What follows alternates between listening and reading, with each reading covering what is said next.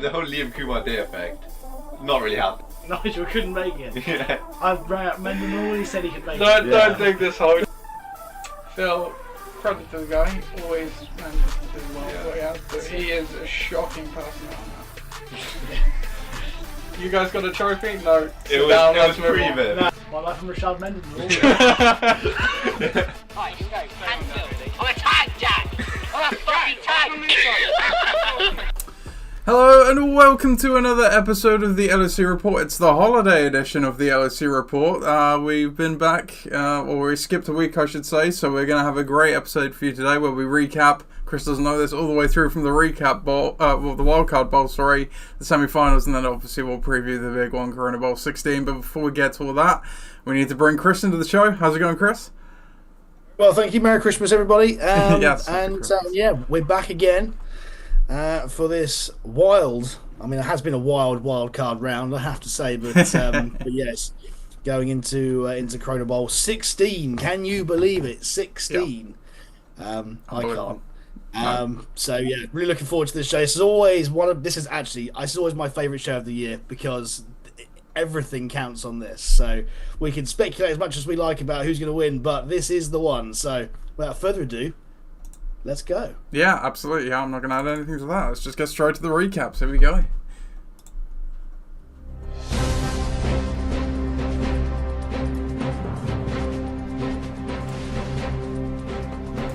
Okay, yeah, so we'll start off with the Wildcard Bowl as we previewed this one, and we did pick teams in this one as well, Chris. Yeah, obviously we highlighted that Pat had a pretty good record against you historically. What we didn't do is see what you did against each other in the first matchup when you played each other earlier this season, so let's just take a quick look at that to recap that. You lost to Pat all the way back in week 2. It was a pretty good game then, 123 to 104. But yeah, Pat takes the Wildcard Bowl, stays alive for another week, and downs you 136 to 94. I think that's buzzsaw worthy. You're not often you see a 136 popping off. So there you go, Pat. You get the buzzsaw. But you had a good showing yourself, Chris. Night 4 is nothing to sniff at. Pat actually achieves his first ever playoff win with this. I think he was 0-4 if we go and have a look over here until that point. Yeah, he was indeed 0-4. So Pat notches his first ever playoff win. Extends his record to what is it now, 10-3 all time. So yeah, he's very much become a bit of a bogey team for you, Chris. And yeah, Pat marches on. We take a look at the lineups. Solid effort all around, really, for Pat's team. Really highlighted by James Conner and James Cook. Those two obviously had big days, but CD had a decent day. Tyler Bass, Chiefs defense coming up huge. Donald chipping in with 13 as well. And on the other side, like I say, Chris, for you, it was a pretty solid day as well. Jamal Gibbs gets 23, Ravens D gets 10, Kamara gets 13, Jordan Love gets 22, but just unfortunately for yourself, beaten by the better team on the day. Absolutely, yeah, quite right. This is the difference between a solid score and an elite score, I would say. Plus, Brian Thomas on the bench for Pat, who could have gone even more if he'd have played on the day as well. So, you know, let's not take it away from Pat. He was absolutely the better team all round, and I had no right to win this game whatsoever. Highlighted, as you mentioned, Nate, by the 3 and a bit quarterback scores by various players on Pat's team. None of them are quarterback. Not including the quarterback, which is quite insane. Bearing in mind that Donald has been extremely solid for him this year. So yeah, I mean, what can you say? TDs all round on this team. Obviously, yeah, underpinned by the Chiefs D as well, scoring 26. I was sat in Washington DC. Yes, of course. Yeah. And it was an interesting night of football, I have to say. It's unfortunately didn't quite go my way. But yeah, you know, there's nothing that you can really add to that apart from it was well deserved, and the players that needed to play well for Pat largely did. For me, my team went off, and this is kind of the synopsis of the season. Really, it started well. It's not been unbelievably good end to the year. Lots of injuries have taken the toll. Yeah. I guess that's what happens when you have flaky running backs every now and again, but 94 points can't be sniffed at. It's solid enough. That's kind of where I've been for the last few weeks. It's solid but not great. And as we see with teams that win or at least go progress through the playoffs, it's really not about how you start. It is about how you end. And yeah, Pat's been in the ascendancy for some time. So, but yeah, I can't complain with my year.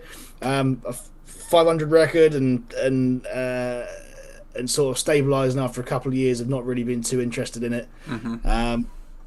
And again, underpinned there by Jahmyr Gibbs, who might well be my player of the year. Oh yeah, great draft pick. I mean, it's a really strong team all around. Like you say, it's sort of just injuries that've come to bite you. Losing Kenneth Walker, not that he alone would have necessarily made the difference here, but it's absolutely been a great year for you. Not to take away from that, Jamar Chase as well was an amazing first round pick. I think is he the wide receiver we're on? He must be. If not, he's absolutely. No, definitely. But as you say, Pat marches on. You do get a silver lining, Chris, because we both did lock Pat in this one, so we both get the lock right. Let's play the lock jingle. Brilliant. We'll take that. So, we improve our locks for the year because obviously we didn't pick any games last week because we didn't do the preview. So, I'm 6-3 on the locks this year. You are 2-4, so you get your second one on the board. So there you go. We'll go on to the semi-final games now then, because obviously with the wildcard team or a wildcard bowl winner team established, we'll stick with it and follow Pakistan into their next game, where they took on the regular season winners, the Dream Team. The Dream Team were looking to become the first LOC dynasty. They've won 2 of the last 3, which I'm not sure if anyone's done before as well. Tom might have done that. I can't quite recall. If they'd have obviously won a 3rd in the span of 4 years, that's when you enter proper dynasty territory. Pakistan, obviously fresh off of his first playoff win. He keeps it going. Not only does he keep it going, Chris, he improves his score 148 to 102, which takes Pat. And Pat does not have a great record against Viv all time. 5-10 now with that win. Takes it forward. And then again, if we just have a quick look back and when these two faced each other earlier in the season, Pat played Viv twice, of course, because they obviously shared the division, didn't they? So in the first series it was a bit of a snooze fest, a 65 to 58 win for Viv, but the second game was much better for Viv for Pat anyway, 95 to 68. Viv had some low scores against Pat. It improves his score, but it doesn't matter when Pat drops a 148 on the board. If we take a look at the teams here, you talk about quarterback scores in the last game. He had 3. He's got 5 in this one, including Sam Darnold this time. 29 for Darnold, Brian Thomas 19, James Conner 23, James Cook 25, Devon Achan 25, CeeDee Lamb getting 11 there as well. And the special teams it was nearly a perfect royal flush, whatever you want to call it, whatever you usually call it, Chris. Bass and the Chiefs getting 8 and 9. Not a bad day for Viv either. This game did look competitive, I think, certainly early on, but Pat, obviously, as we see, did just pull away with it as the day drew on. Lamar Jackson, he got 26. Viv was obviously glad to have him back. AJ Brown got 16. Jerome Ford making a start, 19 points for Viv. And the Packers D with a big score of 25 as well. But obviously a few of the other guys there. Bram Robinson, most notably the guy he traded for. 2 fumbles, basically putting up a donut.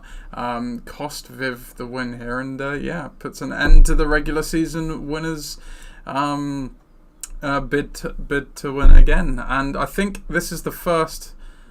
Well, I think this might be the first time we've had a Wildcard Bowl team make it through to the Corona Bowl, Chris. I can't remember because we've obviously only had this 5th wildcard spot for a few seasons. I think this could well be the first wildcard team to emerge and go all the way through to the Corona Bowl. You do your analysis on this and I'll go back and fact check that. We'll check on that one. That will be an interesting stat should that be true. I think this is not clearly a bad score by Viv. It represents a very good year for him, I think, in a year where he's got an awful lot going on as well. So he got this far, sort of won the regular season, and with that team as well, because by and large, that team top to bottom, doesn't have too much of a right, especially with some of the other talent out there, to have been competing for as long as it has. But it has, mainly because Lamar Jackson has been absolutely out of this world, fantasy-wise, for some weeks this year. Don't take that away from some of the performances, mind. You look there, and AJ Brown's come good, Garrett Wilson's come good on days. Big score from the defense as well, which I think has padded this one out a little bit, which makes it a little bit closer than it perhaps should be. But again, a very good effort there, bearing in mind some of the matchups on the side there for Viv. However, Pat took full advantage of his quite soft week, mind you. And as you say, Nath, put 5 QB scores on the board. That isn't going to happen every week, granted, but at the same time, you have to commend that at this stage of the year, as you say, from a team that's come out of somewhat nowhere, but come out of the mire a little bit. To continue doing this on a consistent basis, and again, the reason why the improvements happened is that really it's a rerun of the previous week, apart from Sam Darnold scored 28 rather than 13, and and there we have it. But you're right, it was a very close to a perfect game, and I don't think I've ever seen a perfect game in a playoff game before. And if anyone out there is wondering what a perfect game is, that is every skill position player scoring double digits, your kicker and defense scoring double digits, and your QB scoring over 20 points, and also scoring over 100, which I think by default it would have to happen. I think but the maths with the quarterback getting 20, the absolute minimum for a perfect score would be 100. So so going over 100 is the aim. So yes, but very close. We were only 3 points away from a perfect game in a playoff game. And Pat marches on once more, from underpinned by that running back room there, Connor, Cook and Atan, who have come hot at just the right time. So we've seen Donald be pretty solid throughout the course of the year, and Brian Thomas established himself as the wide receiver one there in Jacksonville over the last couple of weeks. I'll go into that a little bit more later on when we preview the Corona Bowl, but yeah, needless to say, this team's hitting the right strides at the right time. It is. The injuries to Lamb and Connor will be a worry, but like you said, that they propelled him forward in this one, and we'll come to that in the preview section. Before we move on, I think Pat is demanding of another buzzsaw, because that's what you get on 148, and actually is the 148 the now highest score on the year, because I think it was around that mark. Yes, it is. Pat has set the new highest score on the season. I think Jeff might have had it before that, but Pat has it now, so that's all that matters. I fact checked. We do fact checking here on the LOC report. We didn't agree not to do that beforehand. So 3 out of the last 4 actual Corona Bowls have featured a Wildcard Bowl team, so I'll shut my mouth. In fact, 3 we've only had it since 2021. Only 1 year the Wildcard Bowl team didn't make it forward to the Corona Bowl. Wow. So the other way. Yeah, it's the momentum, clearly. That getting that win and carrying yourself through, having that week off, clearly makes teams rusty. Viv maybe wishing he was in the Wildcard Bowl here, but no. You said it on Viv's team as well.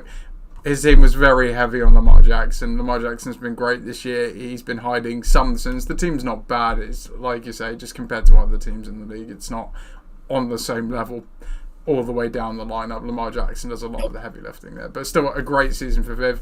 Historic season as well. I mean, again, he's made playoffs in over 50% of the seasons he's coached now in the LOC. Crazy. So yeah, and again, he's the regular season winner. So he's got that to fall back on at least. So we'll go to the other game now, which was the Bear Bowl. We had a Bear Bowl in the playoffs when the Bear Bowl happened earlier in the season. Let's see what Bear was victorious. It was Bear Necessity. Oh, sorry, no, it was Coach Gardner Beddoes' Bears team in a fairly close one.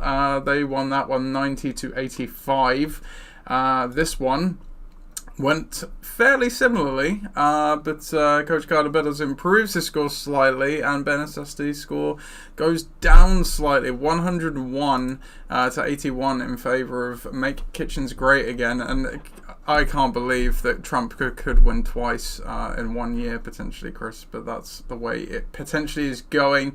My dad's record against Ollie now is 4-8 all time, and wow, it was heading into the playoffs. You know, talk about Pat was a rising team. Mike was one of the other teams that had been doing really well, but obviously just couldn't quite make the cut. But my dad's team really had been kicking ass and taking names for a long time. And loses David Montgomery in the Wildcard Bowl week. He obviously had the bye himself, but loses a player. And one wonders, Chris, could that one player have potentially been the difference? If we saw Jameer Gibbs obviously have the good game for you in the week previous. I don't know what his score was last week, but I know he got a few chances at some end zone carries, and you know Montgomery would be one doing that ordinarily. But yeah, my dad falls by a margin of 20 points here, and the scorecard on the other side by Coach Carter. This is, I mean, you can't say it's not a worthy win, because when your opponent only scores 81, it's not, you know, too difficult to beat him. But when your quarterback scores 5, when he gets injured in the game, Chuba Hubbard dropping 29, the Falcons D dropping 29, and Terry McLaurin dropping 12, it fixes enough damage so that he can put the points on the board. Harrison Butker making his return, which he'll be thrilled to feature for Make Kitchens Great Again, getting 10 points. And it's enough to topple my dad, and prematurely, really, and what had been a really good season for my dad, and his first return to playoffs, I think, for quite some time. Absolutely, yeah. If you'd have asked me the week before this week who was going to win this game, I would have said Ben Assestes by a country mile. Yeah. However, we talked in the previous segment about Lamar Jackson occasionally filling holes. Well, Josh Allen's been filling holes recently for Ben Assestes, left, right, and centre with his 50-point scores. I thought that was going to be a Haley Steinfeld joke. Carry on. Not quite there. But apparently he's been playing better. But yeah, you know, to me, Josh Allen's been a linchpin of this team as well as the 3 running backs, and we can't knock that Henry and Mixon have combined for a relatively good score. Montgomery was always on for a double-digit score as well. But I think that it would be unfair to say that Montgomery was going to bridge the gap between 80 and 100 points here. Yeah, you know, Allen is the man here that should have done that. Mm-hmm. And bearing in mind that in his box score there, 30 yards, 3 points, are rushing yards, represents a pretty torrid day through the air. At home for him against New England, who, you know, they've been punchy on defense, but you'd expect the way he's been rolling to be especially more in Buffalo as well. Like, I was watching that. I mean, the Patriots had a 14-point lead in that game. I don't know what was exactly going on. What was going on there. So, you know, this is not his worst performance of the season, but it's certainly his worst performance in the second half of the year, and certainly since the bye. This is Josh Allen, though. This is what Josh. I had him obviously the last couple of seasons, and he gets to playoff time, and he just does seem to let you down. I don't know what it is. It's mad, because you see the points that have led up to it since the bye: against San Fran 32, at the Rams 57. At Detroit 45 versus New England 13 is just not good enough. So I can see why there'd be a lot of disappointment there. Bearing in mind that on the bench wouldn't have been enough anyway, but Jared Goff scores 31 points against Chicago in Chicago. Not what you would expect, but you certainly wouldn't drop Allen based on his recent form. No. On the other side, well, where do you begin here? So let's just go with the positives for the first. Playing the Falcons D has won in the game. Yeah. So that is, as a spot start, is one of the best spot starts that we've seen in a playoff game for some time. Can't argue with that. That has absolutely turned it over. But what I do want to highlight is there is an all-time draft pick here, which might not have been completely known at the time. And I think it was just a bit of a stab in the dark, but Chuba Hubbard has been the absolute all-timer at where he was drafted, and it was down the draft board. People laughed at it. People thought that Carolina wouldn't be anything this year, and generally speaking, they haven't been great. But he has been absolutely superb. Mm-hmm. superb. People thought Jonathan Brooks as well was going to come in, and he obviously did start to mix in. I think Hubbard was even doing well there, but then he obviously does his knee again. And yeah, no, you're right. It's at one point J.K. Dobbins was obviously the pick of the season, but yeah, you're right. Hubbard has absolutely completely eclipsed that by a country mile. Yeah.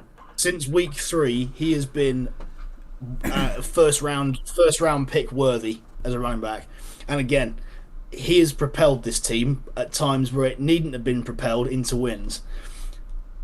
We'll obviously come to the Corona Bowl in a bit, but from this particular game, if it wasn't for those two extremely good starts and picks, this would be very different.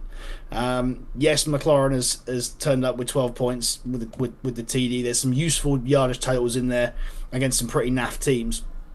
The fact that you can do it without a QB, generally speaking, is a good thing. However, as the screen alludes to there, not the best thing going into a Corona Bowl final, especially against Pat. No. So yeah, this could be the best thing that's happened to the team throughout the course of the year.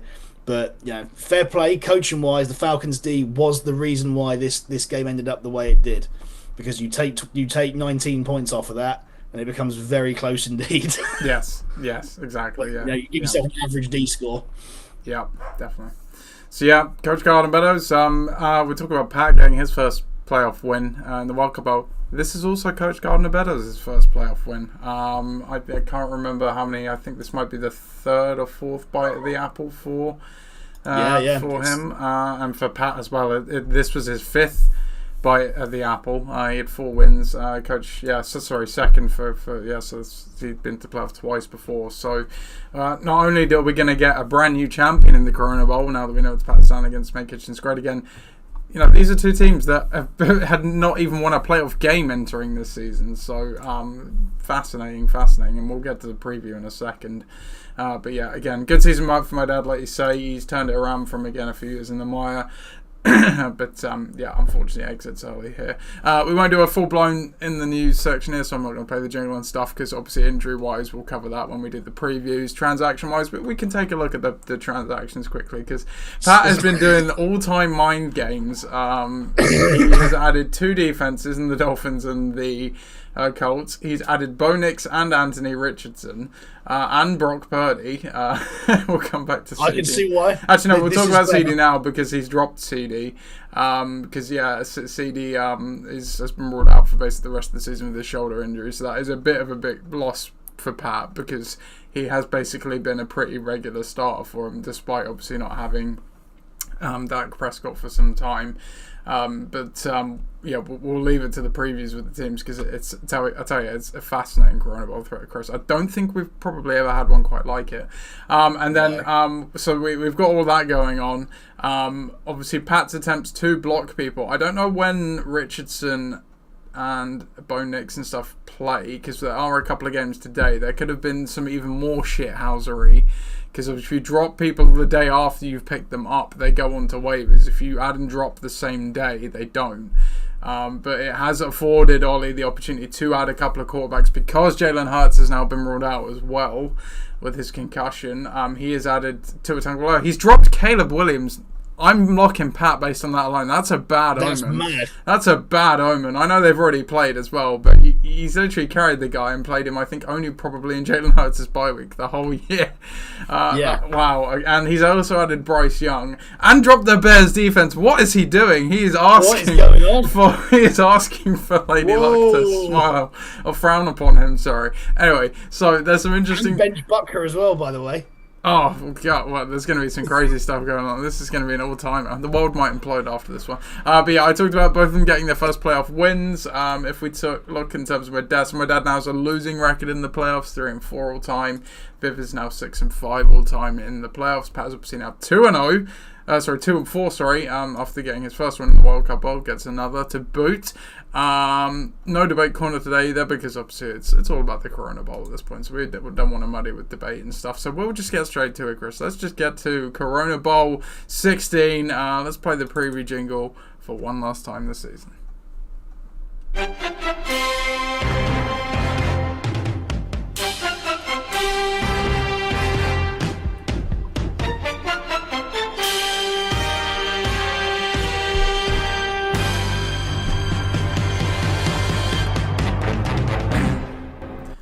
Pakistan again. Mink Kitchen's great again. In Corona Bowl 16, 2 9-5 teams, both sporting win streaks entering this one, both coming off their first ever playoff wins. Pakistan projected to win it 90-83. Miraculously, even though we've had 3 games so far, Chris, no players in the starting lineup for these two yet, which is actually very nice for our podcast integrity. Taking a look at the lineup, I think Jordan Addison has come in for CeeDee Lamb, who, as we said, has now been dropped because of that shoulder injury. Beyond that, I think Pakistan is unchanged. So he's sporting the 30 personnel. 3 running backs, 2 wide receivers on the other side of the board for Mike Kitchen's great again. Tua Tagovailoa comes into the starting lineup with Jalen Hurts being ruled out with the concussion. Let's see what else. I think beyond that, also unchanged in the skill positions. So going with the 20 personnel, 2 running backs, 3 wide receivers. The history between these two all time. Mike Kitchen's great again. 9-4 all time against Pakistan, so he's got the edge in the history. But there's a lot going on in this game. Let's take a look quickly at their previous matchup as well when they played each other earlier this season, which happened back in week 8. Pakistan took that one 141-93. So another good score there for Pat. But yeah, this is fascinating, Chris. There's so many aspects to this game because we have Pat losing CD. Pat wasn't starting James Conner early in the week because he got injured in last week's game, and the Cardinals, I think, if they're not mathematically eliminated, they're virtually eliminated from playoff contention now with their loss to the Panthers last week. Pat does not have another skill position on the bench, so he's obviously banking on Connor playing with the questionable tag, which, I'll be honest, I've not really been looking at the news and stuff, so I'm not sure on that. On the other side of the board, Jalen Hurts gets the concussion last week, nearly costs Ollie potentially a spot in the final, gets through, ruled out. He's got to find a new quarterback. We've obviously seen he's dropped Caleb Williams and the Bears D, and as you said as well, he benched Harrison Butker, which is a great decision in hindsight because he only scored 4 points against Pittsburgh, going with Jake Bates instead of the Lions.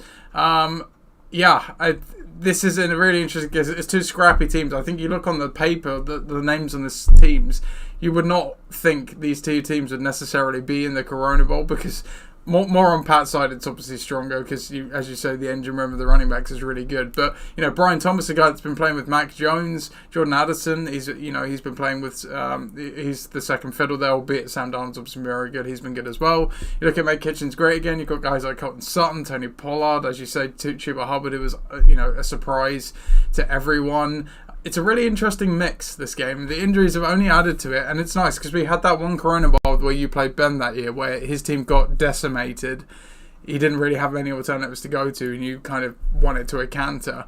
These two both have their struggles, yet they're both still pretty good teams. Fascinating game for me. Fascinating game. What do you think, Chris?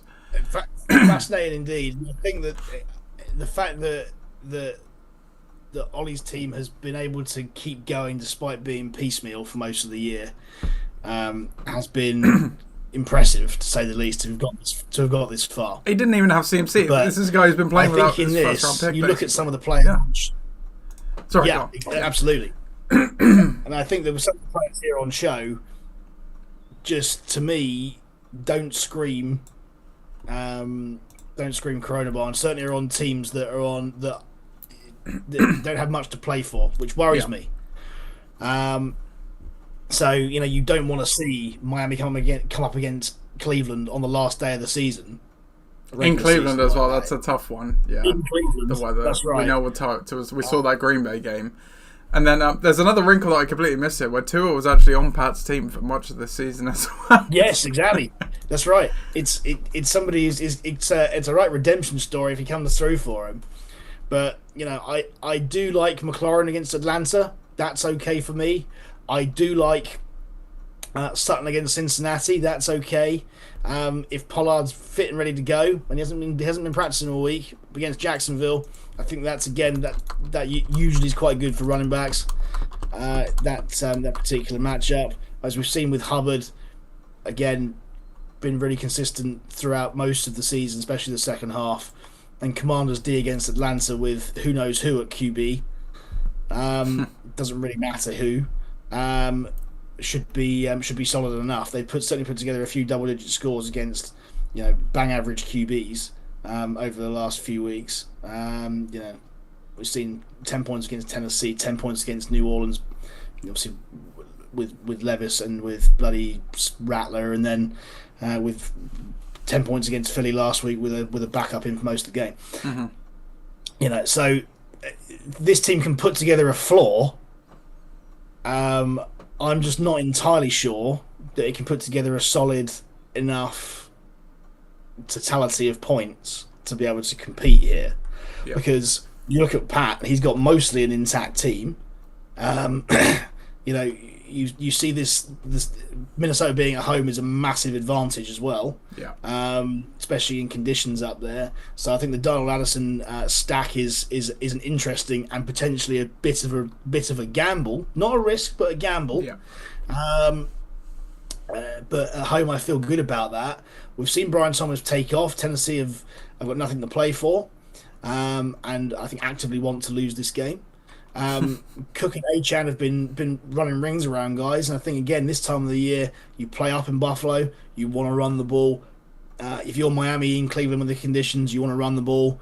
Both of them have got plenty of volume over the last few weeks. Yes, the defenses are relatively stout, but I think volume wins out here. If Connor plays, he gets volume. We've seen him time and time again be the most dependable running back you can get. But again, if he plays, from what I've just been reading there, he's expected to play at less than 100%. And then you look there, I think Bass this time of the year is a very, very risky play. And the Colts D, as we saw last week, again, anyone playing the Giants is a surefire, decent defensive play. So for me, this game is absolutely not in question, and I've said this before in games like this and been proved wrong. But to me, there is only one winner out of this, because Pat has played an absolute blinder as well, by the way, with getting those 3 QBs off the board and onto his bench. Yeah, I think that's absolutely brilliant. The two defenses that you would otherwise pick, again, on his bench, he has played an absolute master. All-time shithousery is what I'm hearing. All-time shithousery, and leaving the best moves till last, and that's the reason why that we leave everybody now to do what they do in playoffs, and rather than getting involved, because you end up with things like this. I think this is exactly what you do tactically. I think the Pats team is so much stronger than Ollie's team in this. I have absolutely no hesitation by going to telling you that Pat Allen and Pat Stan are going to win the Corona Bowl and win Corona Bowl 16 as an absolute canter. I'm casting that as a lock, Chris. I mean, we've only got one game as well, so I guess we're going to lock anyway. Yeah, that's my biggest lock of the year. Honestly, super lock. I'm going to lock Pat as well. I agree. I think, look, we need to look at it, the face of it. Ollie was somewhat fortunate to beat my dad's team last week. Yes, Chuba had a great game. Yes, it was a good stream of the Falcons D, but with Hurts going down, and to be honest, Hurts going down, if Hurts doesn't go down, he wins that game to a canter, so it's not that. But with Hurts going down, that did happen. He should not have been winning that game, really. He got away with one. He got a bit lucky that obviously my dad had a fairly low score as well. We talk about Viv's team. Lamar Jackson was obviously a key proponent, a massive component of that. Similar for my dad's team, Josh Allen. Well, there's a perfect holy trinity there. Jalen Hurts is that other quarterback in the league where he can basically just carry a team and you can do whatever you want elsewhere and you're probably going to win a number of games. And that's exactly what's happened for Ollie this season, because playing without CMC, Jalen Hurts has hid a multitude of sins. The team is not awful, it is not the worst in the league, but as you correctly analysed, Chris, it's certainly not the best either. There's some usable names, some guys there. It's one of those teams where you look at it and some of those guys will have a good day, some are probably going to have a bad day as well, and it will come out on the wash and they'll have a decent score. You look at Pat's team, he's just rattled off 136 and 1448 or whatever it is.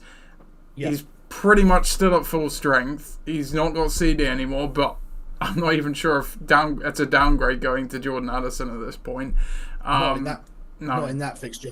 No, so Pat is pretty much set up as well as you can. Like you said, what he's done with the bench to block. The one thing he could have done better is he could have maybe added Tua because I was kind of looking through it and saying, okay, what are the logical quarterbacks you would pick, you would pick that are left there, and Tua was the one that I would pick there, because Bo Nix does play today.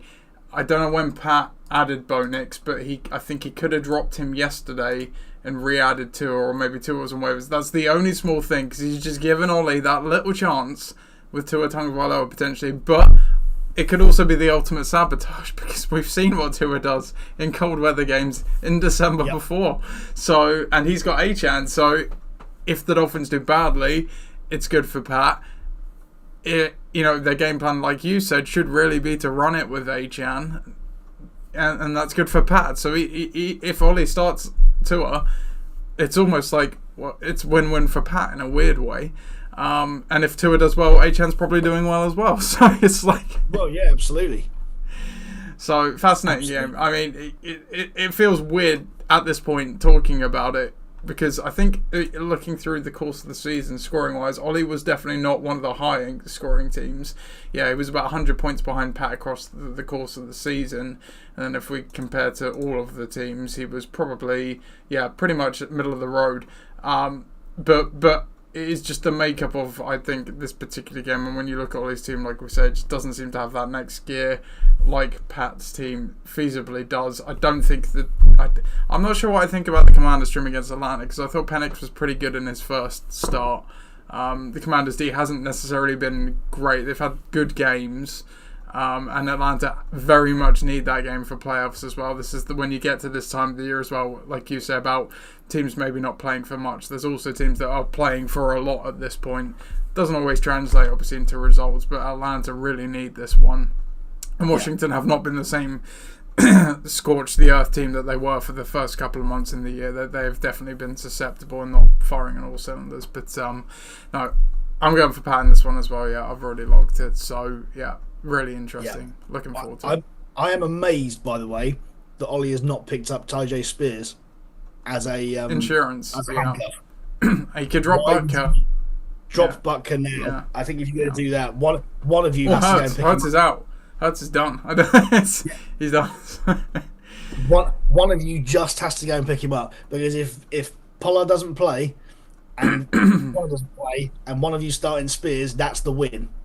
Yeah, because Spears has been doing pretty well, even obviously been playing got multiple TDs in 2 games. Yeah. So just go and do it. Yeah. One of you. I mean, all these tactics, and there's the easiest tactic known to humankind for Ollie, hasn't been done. Go and have a look down the waivers. Go and see who's available. There's not that many skill positions that are worth it, but I would say that if you're going to go and pick anybody up, and this isn't to go and say to say what to do or anything like that, but there are still some options there. Mattison's still there. Jalen McMillan's still there, who's been on a bit of a roll recently. Turpin's still there. Spears is still there. Guys that could really help. Alec Pierce is still there if you really want to take a punt. Brandon Cooks, guys that could probably help you, are still there. So pick them up now, or forever hold your peace. There you go. Simple as that. So that's it. It's the last preview of the year done, Chris. So yeah, we'll obviously where's the year gone? I know. Tell me about it. We'll obviously be back to recap this game. Probably do a little bit of general season recap as well. Award winners and stuff will come out at some point too. But no, for the rest of it, enjoy it. Thank you for obviously watching the LOC Report every episode that we have done this year. I know it's not necessarily been as frequent as previous years, but we've still pumped out a good number of episodes, I think, Chris. Yep. Yeah, obviously have a great New Year's, whatever you're doing, and but the Corona Bowl effectively starts today. I think we've got some Saturday games. No, none of these teams have Saturday players. Oh no, it's Saturday night. Sorry, James Conner starts tonight. So, but yeah, if you want to come and watch the games, mine tomorrow, and some of the darts as well, because the darts is on. Pat, congratulations! Has he already just done seen him do it. Is he already there? That's what happens when you watch the pod. Well done. He is just picked up Tyjae Spears. Yeah, and lo and behold, Bo Nix goes on to waivers and is locked because he plays today. So, congrats! I tell you what, that level of shithousery in the trail off, but that to me, high IQ play. That's the way you win. Definitely. definitely. And with that, yeah, we'll sign off. So, yeah, as I said, if you want to watch the games of mine tomorrow on the Lights, you're more than welcome to do so. Have a great weekend. Best of luck in your matchups, Ollie and Pat. Goodbye, everybody.